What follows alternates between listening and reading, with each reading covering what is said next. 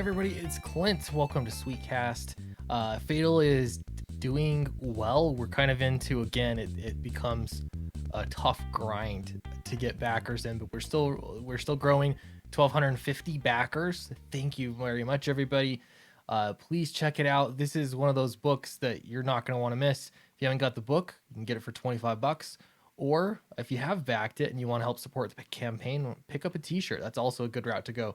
All right, so into the story. The New York Times doesn't often talk about comic books, but when they do talk about comic books, it's the most irrelevant information that they can possibly muster, or it's an outright hit piece. That's what comes up. And so my story is not about this story in particular. Mark Trails jumps into an adventure with a new cartoonist. This doesn't matter, but that's the point. Do you remember not all that long ago that every time you said the comic book industry is in some serious trouble, when you look at the sales numbers, there's a problem. Comic book shops are going out of business. There's a big problem coming. And then everybody said, only in your own mind is there a problem. You are a bigot for saying that there's a problem. And then after that, it shifted to all of a sudden, I did it in my video yesterday too, but you start seeing comic book pros saying, hey, there's a serious problem with the comic book industry. You think?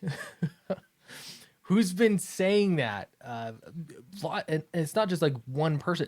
Lots of people have been saying this for years, months, especially months, but years.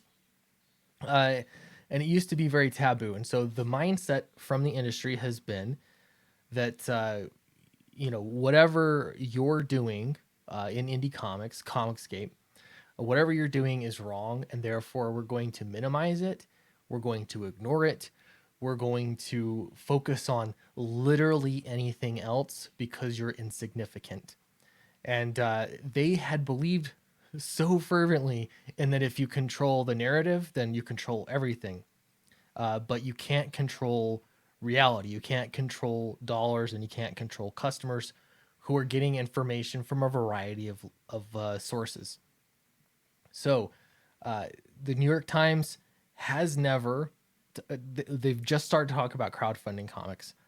They won't talk about Indiegogo.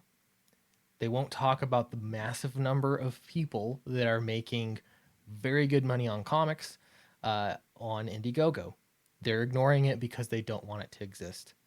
Now, the day will come that all of a sudden you're going to start hearing comic book pros talk about Indiegogo. You're going to see these news outlets, even the New York Times, talking about Indiegogo comic books because it'll become too big to ignore. They won't be able to ignore it. What is it going to take?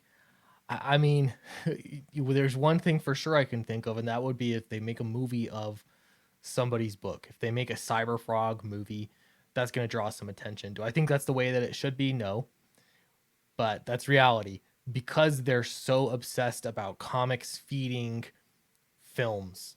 If a comic book becomes a movie, then that comic book is worthwhile. It's worth existing. So the moment that happens, and eventually someday it will, they're finally going to have to address it because it's met their metric for success. Even though it's a really silly metric. So this is just one thing, though. There have been simultaneously, with comic shops going out of business, there has been a very slow acceptance of the fact that Diamond and the current distribution model is a problem. So you're starting to see comic book pros in the mainstream sort of address this, whether in word or in policy. They're changing policies, especially like DC, for example, to sort of navigate how things are changing. With digital always being the problem, or this is what they had claimed would be the problem over time, that digital was going to kill the comic book industry, or that was their fear. It turns out it's just the internet. Like, it's just basic distribution and an old business model that has changed. It's not really direct digital sales. It's just direct sales, selling to people. So yeah, I find this interesting. only because, again, for me, the measuring point for what normies think about comics usually comes from a mainstream comic outlet that is not specific to comics. This is what they want the public to know about. Like, hey, here's what is this? A comic strip? I've never read this thing. Mark Trail.